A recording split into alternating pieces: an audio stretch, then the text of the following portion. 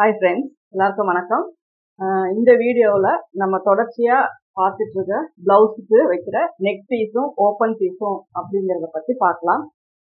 Beginners அப்படிங்கும்போது நான் சொல்லிக் கொடுக்குற இந்த விஷயங்கள் உங்களுக்கு புரியும்னு நினைக்கிறேன். ஏன்னா நான் பேசிக்காக எல்லாருக்கும் புரியணும் அப்படிங்கிற மாதிரி தான். ஏன்னா ஒரு அட்வான்ஸ்டாக ஒரு ப்ளவுஸ் கட்டிங் போட்டுட்டு இருக்கிறவங்களுக்கு பிகினர்ஸாக இருக்கும்போது அதை கற்றுக்கிறது கொஞ்சம் கஷ்டமாக இருக்கும். அப்போ அதனால நான் பிகினர்ஸுக்கும் புரியுற மாதிரி இருக்கணும் அப்படிங்கிறதுக்காக தான் சின்ன சின்ன ஸ்டெப்ல இருந்து பேக்கு, ஃப்ரண்ட்டு, ஸ்லீவு, யோக்கு இப்படி எல்லாமே நான் சொல்லி கொடுத்துட்டு இருக்கேன். நீங்க இப்ப புதுசா இந்த வீடியோ பாக்குற மாதிரி இருந்தா இதுக்கு முன்னாடி இருக்க வீடியோஸ் எல்லாமே நீங்க பாத்தீங்க அப்படின்னா உங்களுக்கு நல்லாவே யூஸ்ஃபுல்லா இருக்கும். அதுல எப்படி அளவு எடுக்கணும், அதே மாதிரி அந்த அளவுகளை எப்படி நம்ம கன்வெர்ட் பண்ணணும், அதுக்கப்புறம் அதை வச்சு நம்ம எப்படி ஒரு டிராயிங் போட்டு அதை என்ன மெத்தட்ல நம்ம கட் பண்ணணும் அப்படிங்கறது லாஸ்டா வர எல்லா வீடியோஸ்லயுமே நான் போட்டிருக்கேன். டிஸ்கிரிப்ஷன்ல லிங்க் இருக்கும், அதை பார்த்து அந்த பழைய வீடியோஸை பார்த்துட்டு இதை பார்த்தீங்க அப்படின்னா உங்களுக்கும் ஈஸியா புரியும். அதே மாதிரி சப்ஸ்கிரைப் பண்ணாதவங்க சப்ஸ்கிரைப் பண்ணிக்கோங்க. பக்கத்துல இருக்க பெல் சிம்பிள் ஆன் பண்ணி வச்சிருக்கீங்க அப்படின்னா வீடியோஸ் போடும்போது எல்லாமே உங்களுக்கு நோட்டிபிகேஷன் வரும். எந்த ஒரு டவுட்டா இருந்தாலுமே நீங்க அதை கமெண்ட்ஸ்ல சொல்லுங்க, கண்டிப்பா நான் உங்களுக்கு ரிப்ளை பண்றேன். அதே மாதிரி இப்போ ஒரு பிளவுஸுக்கு நம்ம பார்த்துட்டு இருக்கிறது ஒரு ரவுண்ட் நெக் பிளவுஸ், நார்மலா பேசிக் பேட்டர்ன். ஒரு பிளவுஸை நம்ம அளவு எடுத்து பேக் பேட்டர்ன் போட்டு ஃப்ரண்ட் போட்டு ஸ்லீவு, யோக்கு இது எல்லாமே நீங்க பார்த்துருப்பீங்க. இப்ப இது எல்லாமே யூஸ்வல். இப்ப நான் சொல்றது நெக் பீஸ் எப்படி வைக்கணும், ஓப்பன் பீஸ் எப்படி வைக்கணும் அப்படிங்கிறது தான். நம்ம இப்ப கிராஸ் அப்படிங்கும் போது அந்த துணியை நம்ம கிராஸ்ல போட்டு ஸ்ட்ரெயிட்டா கட் பண்ணி அதை ஜாயின் பண்ணி நெக் பீஸ் வைப்போம். ஸ்ட்ரெயிட் அப்படிங்கும் போது நேரா போட்டு அதை ஸ்ட்ரெயிட்டா கட் பண்ணி ஒன் சைடு மடிச்சு அடிச்சு அதை நம்ம நெக் பீஸா வைப்போம். அப்போ என்னென்ன பிளவுஸுக்கு என்னென்ன நெக் வைக்கணும் அப்படிங்கிறது பேசிக் பேட்டர்ன்ல அப்படிங்கும் போது நம்ம ரவுண்ட் நெக் வச்சிருக்கோம். அதையே நீங்க இன்னும் என்ன ஷேப் வேணும்னாலும் நீங்க பேக்ல மாத்திக்கலாம். ஒரு ரவுண்ட் நெக் வைக்கிறோம் அப்படின்னா பட்டை கழுத்தாவும் வைக்கலாம், சன்னமா மடிச்சு வைக்கிற மாதிரி ஹெம் பண்ற மாதிரியும் வைக்கலாம். அப்போ அந்த ரெண்டு மெத்தடுமே நீங்க தெரிஞ்சுக்கணும். அதே மாதிரி டைமண்ட் ஷேப்பு, பா நெக்கு அந்த மாதிரி எல்லாம் வைக்கும் போது நீங்க மேக்சிமம் பட்டை கழுத்து தான் வைப்பீங்க.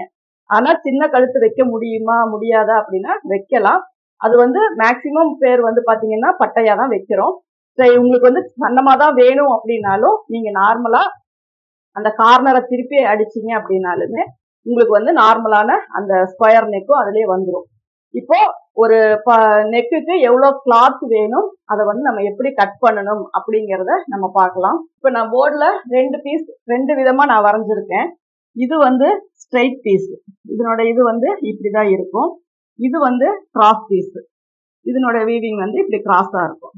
இப்ப இது கிராஸ் பீஸ் அப்படிங்கும் போது நம்மளுக்கு நல்லாவே எந்தெந்த இடத்துல எல்லாம் வளைச்சு கொடுக்குறோமோ அந்த இடத்துல எல்லாம் நல்லாவே எக்ஸ்பெண்ட் ஆகும். இந்த ஸ்ட்ரெயிட் பீஸ் அப்படிங்கும் போது வளைவான இடத்துல தைக்கிறது கஷ்டம். அப்படி வளைவான இடத்துல நீங்க இது வைக்கிற மாதிரி இருந்தா அந்த வளையிற இடத்துல மட்டும் ஒரு 3-4 பிளீட்ஸ் நீங்க வைக்கணும். அப்பதான் அது அடுத்த பக்கம் திருப்பும் போது அது அழகா அந்த ஷேப் நம்ம கொண்டு வர முடியும். அப்ப இது நமக்கு ஸ்ட்ரெயிட் பீஸ். இதுவும் ஒரு 1.5 அல்லது 1.25 இன்ச் அளவுக்கு நம்ம கட் பண்ணிக்கலாம். சைடு ஒரு 1/4 இன்ச் மடிச்சு அடிச்சுட்டு மீதி இருக்கிற பட்டைய ரெண்டு பக்கமும் போகும்போது நம்ம எந்த அளவுக்கு திக்னஸ் வருதோ அந்த அளவுக்கு வச்சுக்கலாம். பட்டை கழுத்தை பொறுத்த வரைக்கும் ரொம்ப சின்னதா வைக்காம ஓரளவுக்கு பட்டையா வச்சாதான் நல்லா இருக்கும். நீட்டா ஹெம் பண்ணீங்க அப்படின்னா நீட்டா இருக்கும். இது கிராஸ் பீஸ் எப்படி அப்படிங்கும் போது அதே மாதிரிதான். இது 1.5 அல்லது 1.25 அளவுக்கு நம்ம ஒரு ஸ்கேல் அளவுக்கு நீங்க கிராஸா துணி நல்லாவே இப்படி இழுத்து பார்த்தா உங்களுக்கு தெரியும் ஸ்ட்ரெயிட் எது கிராஸ் எது அப்படிங்கிறது. அந்த மாதிரி கிராஸா வச்சு நீங்க இதே மாதிரி ஸ்ட்ரெயிட்டா எல்லாத்தையுமே கட் பண்ணிட்டு இது எல்லாத்தையுமே நீங்க கிராஸா ஜாயின் போடணும். ஸ்ட்ரெயிட் ஜாயின் போடக்கூடாது. இது பிரச்சனை இல்லை, ஸ்ட்ரெயிட்டா ஜாயின் போட்டுக்கலாம். இது நம்ம கிராஸா ஜாயின் போட்டாதான், அதாவது இப்படி வர மாதிரியும் இப்படி வர மாதிரியும் பீஸ் வச்சுட்டு இந்த இடத்துல நம்ம ஜாயின் போடணும். அப்ப நம்ம ஓபன் பண்ணும்போது இதனோட ஜாயிண்ட் இப்படி கிராஸா இருக்கும். இது ஓபன் பண்ணும்போது ஜாயிண்ட் ஸ்ட்ரெயிட்டா இருக்கும். இது பிளீட்ஸ் வைக்கிறது தான், அதனால பிரச்சனை இல்லை. இது நம்ம மடிச்சு தைக்கும் போது ஒரே இடத்துல ஃபோல்டிங் வந்துச்சு அப்படின்னா அந்த இடம் ரொம்ப மொத்தமா இருக்கும். அதனால இந்த மாதிரி நம்ம கிராஸ் ஜாயின் போட்டோம் அப்படின்னாதான் அது பைப்பிங்கா இருந்தாலும் சரி, பைப்பிங் வைக்கிறதுக்கு கிராஸ் பீஸ் வைக்கும் போதும் இந்த மாதிரி போட்டுக்கோங்க, நெக் பீஸ் வைக்கும் போதும் இந்த மாதிரி போட்டுக்கோங்க. அப்படி போட்டாதான் உங்களுக்கு அந்த நெக்கினுடைய பினிஷிங் நமக்கு நல்லா வரும். அதே மாதிரி ஃபினிஷிங்னா கழுத்தினுடைய ஃபினிஷிங் எவ்வளவு இம்பார்ட்டன்ட் அப்படின்னா, நம்ம ஒரு பிளவுஸை நம்ம ஸ்டிச் பண்றோம், அதுல வந்து எல்லாமே ப்ராப்பரா எல்லாம் நீட்டாவே நம்ம பண்ணிட்டோம். ஃபைனலா நம்ம பண்ண போறதுதான் நெக் ஃபினிஷிங். அந்த நெக் ஃபினிஷிங் வந்து எப்படி இருக்கு அப்படிங்கறத பொறுத்து தான் அந்த ஹோல் பிளவுஸையுமே நீங்க எப்படி தைச்சிருக்கீங்க அப்படிங்கறத நம்ம வந்து ஜட்ஜ் பண்ண முடியும். ஏன்னா அந்த நெக்கினுடைய ஃபினிஷிங் நீட்டா எங்கேயுமே தூக்கிட்டு இருக்காம இப்படி பிறண்டுட்டு வராம அந்த கார்னர் எல்லாம் கரெக்டா வர்ற மாதிரி எல்லாம் நீட்டா நீங்க தைச்சீங்க அப்படின்னாதான் அந்த பிளவுஸினுடைய நெக்கை பார்த்தாவே அந்த பிளவுஸ் போடும்போது எப்படி இருக்கும் அப்படிங்கறத நம்ம புரிஞ்சுக்கலாம். அதனாலதான் மேக்சிமம் பினிஷிங்ல வர்றது நெக்ல ஹெம்மிங் பண்றது, ஹூக் வைக்கிறது முதல் கொண்டு அந்த பினிஷிங்ல தான் நம்ம சேர்த்துவோம். ஃபர்ஸ்ட் நம்ம ஓபன் பண்ணி ஒரு பிளவுஸ் நீங்க எப்படி தைச்சிருக்கீங்க அப்படின்னு பார்க்கும்போது நம்ம என்னென்ன செக் பண்ணுவோம் அப்படின்னா, ஃபர்ஸ்ட் ஓபன் பண்ண உடனே ஹூக்கு கரெக்டா ஈவனா 5 ஹூக்கு ஒரே டிஸ்டன்ஸ்ல வச்சிருக்கீங்களா, அப்ப அதுக்கான வி பட்டி வந்து அல்லது நூல் கட்டுறது எல்லாமே அதுக்கு ஸ்ட்ரைட்டா நீட்டா வச்சிருக்கீங்களா, கழுத்து வந்து எப்படி ஹெம் பண்ணிருக்கீங்க, அதாவது ரன்னிங் ஹெம்மிங்கா இருந்தாலும் சரி, நாட் போட்டு ஹெம் பண்ணாலும் சரி, அது எப்படி பண்ணிருக்கீங்க, அல்லது ஏதாவது ஜிக்ஸாக் ஸ்டிச்சஸ் எது போட்டிருந்தாலும் அந்த கழுத்து வந்து போடும்போது நல்லா படிமானமா இருக்குதா. ஏன்னா எவ்வளவுதான் ஒருத்தவங்க கஷ்டப்பட்டு ஒரு பிளவுஸ் தைச்சு கொடுத்தாலும் அதை கரெக்டா எம்மிங் பண்ணி ஹூக் வைக்கும் போது நீட்டா வைக்காம விட்டுட்டாங்க அப்படின்னாலே அந்த பிளவுஸோடைய ஃபினிஷிங் வந்து போயிடும். அதனால மேக்சிமம் நெக் ஃபினிஷிங் அப்படிங்கிறது ரொம்ப இம்பார்ட்டன்ட். அதே மாதிரி நம்ம ஒரு பிளவுஸ் நீங்க தச்சு முடிக்கும் போது அதனுடைய அளவுகள் வந்து நம்ம செக் பண்ணிடுவோம். அது எப்படினாலும் அந்த அளவுகள் போடும்போது அது லூஸா டைட்டாங்கிறது தெரிஞ்சு போயிடும். ஆனா பினிஷிங்கை எப்படி செக் பண்ணும் அப்படின்னா, எக்ஸ்ட்ரா இருக்கிற த்ரெட் எல்லாமே நம்ம ட்ரிம் பண்ணிருக்காங்களான்னு பார்க்கணும். அதாவது நூலை வந்து நம்ம நாட் போடுறது, அதுல பிசுறு வர்றது, அது எல்லாத்தையுமே கரெக்டா வெட்டி இருக்கமா அப்படிங்கறத ஃபர்ஸ்ட் பார்க்கணும்.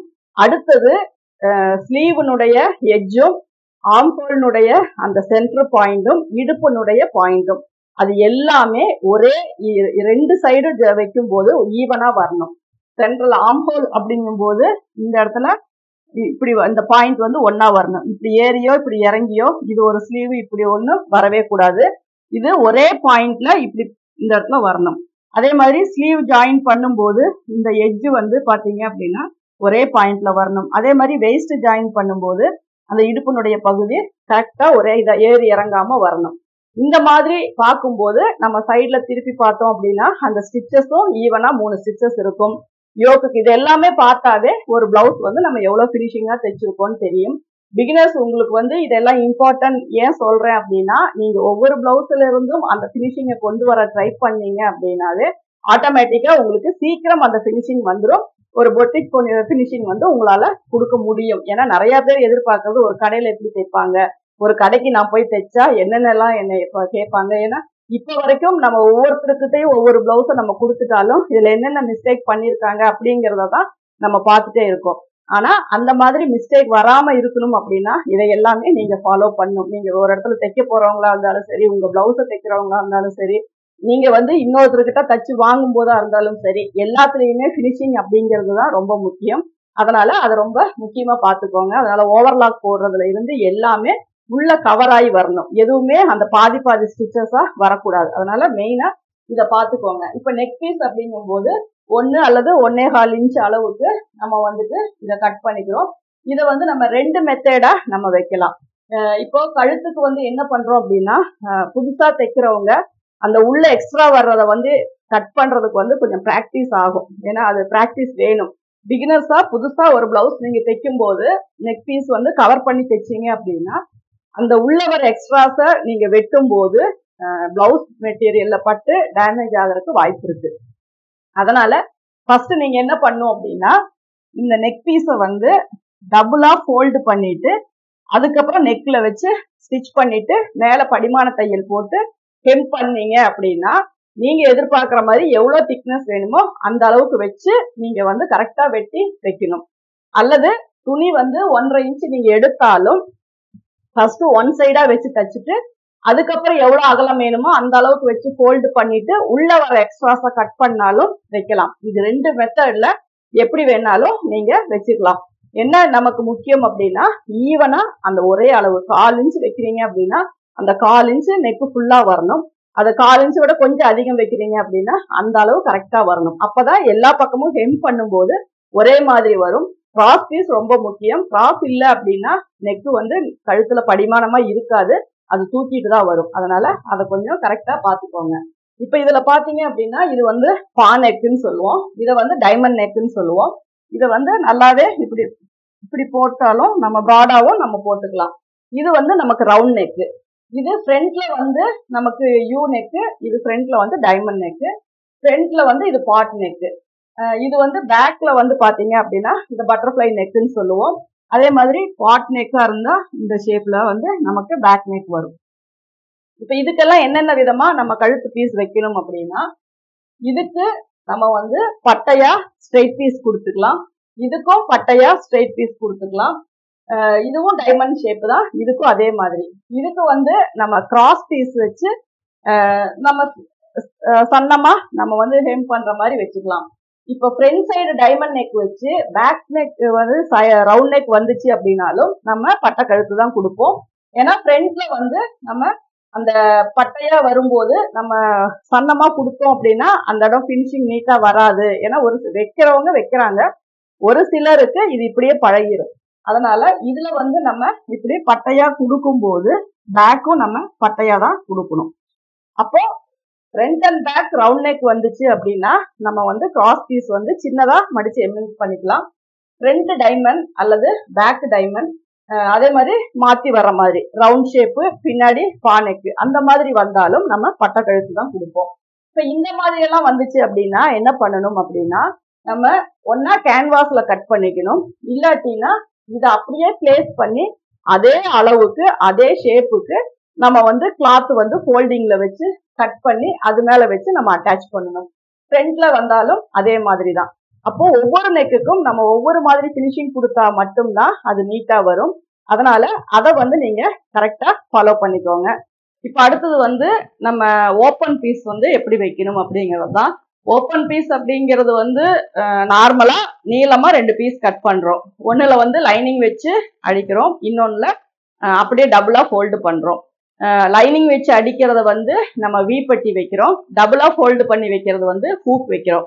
வலதுபுறம் இடதுபுறம் எது என்ன சைடு அவங்களுக்கு பழக்கமா இருக்குதோ அந்த சைடு நம்ம வி பட்டியோ ஹூக் பட்டியோ எப்படி வேணுமோ அப்படி வச்சுக்கலாம். இப்போ நீங்க அதுக்கு என்ன பண்ணணும்னா ஒரு 2.5 இன்ச்சுக்கு ஒரு 8 இன்ச்சோ அல்லது ஒரு 10 இன்ச்சோ 2 கிளாத் எடுத்துக்கோங்க. இதுதான் நமக்கு வெற்ற முறை, அவ்வளவுதான். 2 லைனிங் பீஸ் நம்ம கட் பண்றோம். நெக் பீஸா இருந்தாலும் நெக்குக்கு தகுந்த அளவுக்கு நம்ம கட் பண்றோம், அவ்வளவுதான். இப்போ இதை ஸ்டிச் பண்ணும்போது ஒரு சிலர் இதனோட இம்பார்ட்டன்ஸ் அப்படின்னு நம்ம என்ன பார்க்கணும் அப்படின்னா, ஒரு சிலர் அந்த லைனிங்கை மட்டுமே வீப்பட்டியா வச்சு தைக்கிறாங்க.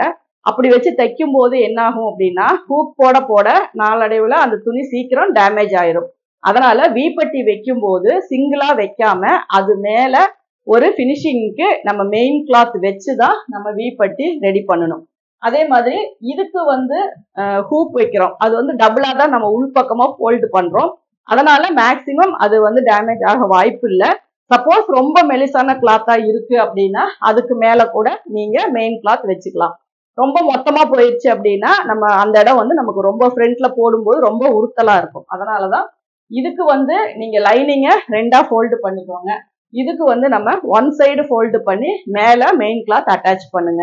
அதே மாதிரி நம்ம அட்டாச் பண்ணும் போதும் சில இதெல்லாம் நான் நிறைய வீடியோஸ்ல உங்களுக்கு நான் சொல்லியிருப்பேன், எப்படி ஃப்ரண்ட்ல வந்து ஓப்பன் பீஸ் அட்டாச் பண்றது, வீப்பட்டி எப்படி வைக்கிறது அப்படிங்கிறது எல்லாமே வீடியோஸ் இருக்கும். அதே மாதிரி இப்ப நான் எடுத்தது எல்லாமே எப்படி ஸ்டிச் பண்ணணும் அப்படிங்கிறதுக்கான வீடியோஸுமே நம்மளுடைய சேனல்ல இருக்கு.